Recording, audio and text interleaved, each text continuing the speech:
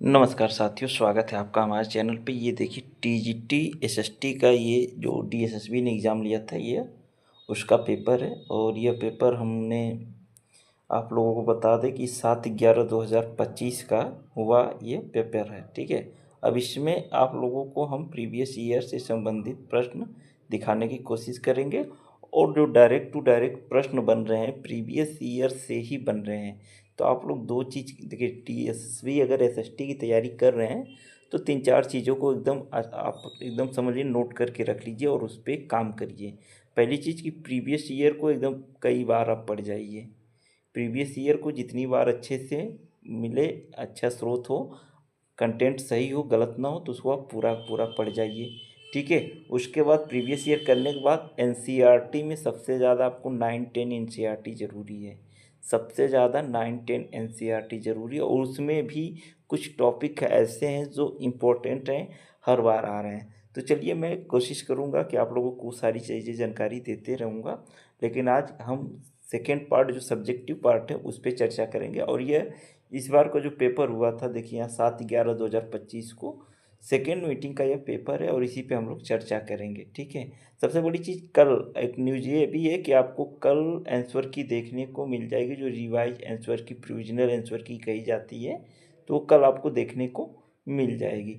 तो आप लोग आज के डेट में देखें ना देखें, मतलब जो पुरानी वाली डाउनलोड किए थे, ठीक है, नहीं किए थे तो कल आप प्रोविजनल ज़रूर डाउनलोड कर लीजिएगा। और हाँ, ये इस पीडीएफ को आपको हमारे टेलीग्राम चैनल पे मिल जाएगा, एजुकेशन विथ एक्सपर्ट के नाम से। ये अभी नया चैनल है, ठीक है। चलिए, तो हम ये थ्योरी देखिए, जीके जीएस जो जनरल अवेयरनेस कहलाता है, इसमें हर कोई पूरा नहीं कर सकता है। कुछ क्वेश्चंस ऐसे होते हैं जो आसान होते हैं, जो हर बार आते हैं। जैसे देखिए, इसमें से पहला प्रश्न दे रखा है कि केंद्रीय बजट 2024-25 के अनुसार पीएम आवास योजना तहत निम्नलिखित में कितने प्रतिशत घर महिलाओं को संयुक्त या एकमात्र स्वामी के रूप में दिए गए हैं, जिससे उनकी गरिमा बढ़ी। सबसे बड़ी चीज़ है कि कितने परसेंट लोगों को यह पीएम ग्रामीण आवास योजना जो है वो दे दिया गया। तो इसमें कागजों पे 74% ये दे दिया गया है। अब हकीकत में क्या है, अब आप लोग ही समझिएगा। दूसरी चीज़ है कि भारतीय संविधान के किस भाग में नागरिकता का प्रावधान का उल्लेख किया गया है। तो ये भाग 2 नागरिकता का ही है, ठीक है। सबसे बड़ी चीज़ है कि देखिए, आपको बेसिक मतलब संविधान आना चाहिए जनरल अवेयरनेस के लिए। और एनसीईआरटी का जो 9-10 की बात है, उसमें आर्टिकल ना के बराबर पूछा जाता है सब्जेक्ट वाले पार्ट में। तो इस चीज़ को भी आप लोग ध्यान में रखिएगा। उसके बाद देखिए, दिया है कि निम्नलिखित में कौन सा पहली स्वदेशी रूप में बनाई गई भारतीय रंगीन फिल्म थी। बहुत पुरानी ये क्वेश्चन पूछ रखा है कि पहली स्वदेशी रूप से बनाई गई थी, ये थे किशन कन्या, ठीक है। किशन कन्या जो थी पहली भारतीय फिल्म थी। उसके बाद यहाँ है कि 2025 में किसे क्रिकेटर को पद्म पुरस्कार से सम्मानित किया गया था। तो रविचंद्र अश्विन को पद्म पुरस्कार से सम्मानित किया गया था।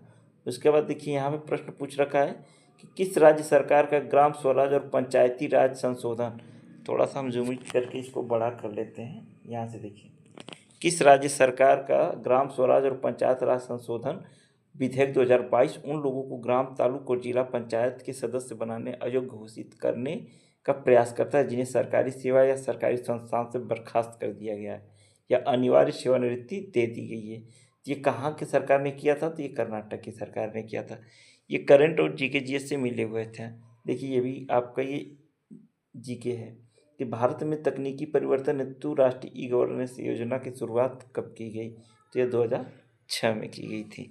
उसके बाद यह कि गंगा नदी किस मतलब जगह से आपके मैदानी इलाकों में प्रवेश करती है। तो ये हरिद्वार से, उत्तराखंड से निकल के हरिद्वार में जब एंट्री कर जाती है यूपी में, तो वहाँ से मैदानी इलाका शुरू हो जाता है, ठीक है। अगर आप इसमें एलिमिनेट करना चाहें तो भी आसानी से हो जाएगा कि जो शिमला है आपका अरुणाचल प्रदेश में, हुबली पश्चिम बंगाल में, बनारस तो एकदम बीच में पड़ता है, मतलब लास्ट के छोर है जो यूपी का, क्योंकि बनारस, गाजीपुर, बलिया, फिर बिहार शुरू हो जाता है, ठीक है। भारत की जनगणना निम्नलिखित किस डेटा पर प्रदान करती है? मतलब जो भारत की जनगणना काउंट होता है वो किस पे होता है? तो जनसंख्या और प्रजनन दर पर, ठीक है। अब सीधे सीधे जनगणना दिए रखा है, तो इसमें वायु प्रदूषण, सड़क और शेयर बाजार से क्या मतलब है? देखिए, ये इकोनॉमी का प्रश्न है, आसान है कि समावधि जमा किसे कहते हैं? तो परिपक्वता की एक निश्चित अवधि, मतलब जो चीज़ आप जमा किए हैं उसका समय सीमा पूरी हो चुकी है।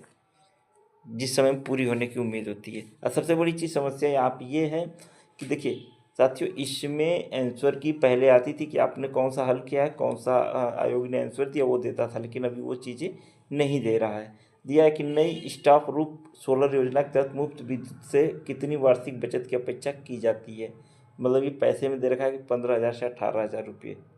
ठीक है। उसके बाद है कि भ्रष्टाचार के धारणा के बारे में CSDS लोक नीति 2024 के चुनाव सर्वेक्षण के अनुसार कितने प्रतिशत उत्तरदाताओं ने माना कि पिछली 5 वर्षों में भ्रष्टाचार में वृद्धि हुई है। 50% से अधिक लोगों ने माना था। ठीक है। 2025 में 71वीं सीनियर सेकेंडरी पुरुष कबड्डी। देखिए खेल संबंधित हमेशा DSSB का फेवरेट रहा है। TCS से संबंधित भी प्रश्न बनता है तो खेल का भी आपको हमेशा तैयार रखना है। कबड्डी सीधे सीधे सर्विसेज ने जीती थी। ठीक है। उसके बाद है गीतांजलि श्री ट्रूम ऑफ सेंट्स साहित्यिक पुरस्कार क्या था, तो अंतर्राष्ट्रीय बुकर पुरस्कार। गीतांजलि ने इसको वो कन्वर्ट किया था टाइम ऑफ शूट को, उपन्यास को हिंदी में। निम्नलिखित में से किस राज्य में मालवा संस्कृति का ताम्र प्रसार स्तर पाया जाता है। तो मालवा आपको संबंधित कहाँ से, वहीं समझ के आप कर सकते हैं कि मालवा तो महाराष्ट्र में पाया जाता है, तो हो जाएगा। किस भारतीय राज्य में बूंदी उत्सव मनाया जाता है। बूंदी राजस्थान में पड़ता है, तो राजस्थान से आप कलेक्ट करा के इसको कर सकते हैं। उसके बाद निम्नलिखित में कौन सी संस्था वित्तीय बाजारों में सूचना विषमता की कम करने की महत्वपूर्ण भूमिका निभाती है। स्टॉक एक्सचेंज है। ठीक है। उसके बाद जनवरी 2024 में उत्पादन आधारित प्रोत्साहित PLI मंजूरी पाने वाले भारतीय इलेक्ट्रिक वाहन EV कंपनी कौन सी थी, तो ये ओला इलेक्ट्रॉनिक कंपनी थी। ये 2024 का करंट पूछा जनवरी का, सोचिए 2 साल पहले। कौन सी अवधारणा उस फीडबैक का और लूप का वर्णन करती है जहाँ पर्यावरणीय क्षरण या सामाजिक अस्थिरता का कारण बन सकता है। तो पर्यावरण सुरक्षा संघर्ष संधि, ये यहाँ से सही माना था। उसके बाद हमारा 19वां देखिए क्या दे रखा है कि कौन सा अंतरिक्ष मलबे को वायुमंडल में पुनः प्रवेश करने और समुद्री भूमि में गिरने का प्रत्यक्ष पारिस्थितिकी जोखिम है, किसने कहा था। तो ये समुद्री प्रदूषण समुद्री जीवन को जो हानि है उसके बारे में था। उसके बाद आज अंतिम प्रश्न था कि टीले के केंद्र में किलेबंदी की विशाल मिद्या दीवार के अवशेष में पाई यह आहर तम्रपाषाण संस्कृति का एक स्थल है, तो बालाथन। ठीक है। बालाथन जाता है ये आपका सिंधु सभ्यता से है। तो ऐसे प्रश्न आपका DSSB में देखने को मिल रहे हैं, तो आप लोगों से यही उम्मीद रहेगी कि आप लोग GK GS का है लुसेंट पढ़िए और बाकी के लिए NCERT पढ़िए।